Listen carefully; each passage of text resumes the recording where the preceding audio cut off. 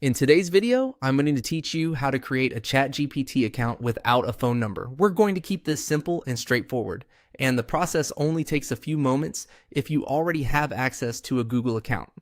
In this walkthrough, the goal is to sign up using Google so you can create your ChatGPT account without going through a phone number entry step in this flow. To begin, open your browser and go to the ChatGPT website. Once the page loads, take a moment to make sure you're on the official site and that everything has loaded properly. This is the main page where you can either log into an existing account or create a new one. From there, look for the option that says Sign up for free and click it. This will take you to the account creation screen. If you're new to the platform, this is where you'll see different sign up options.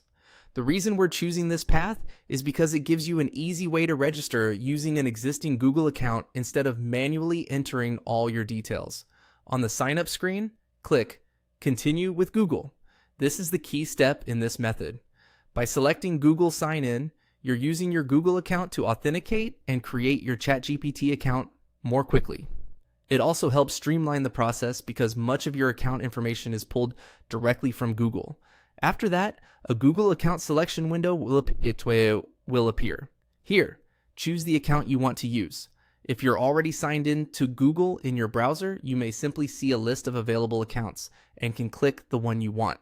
If you're not signed in yet, Google may first ask you to log in before you can continue. Once you select your Google account, the sign-up process will continue automatically.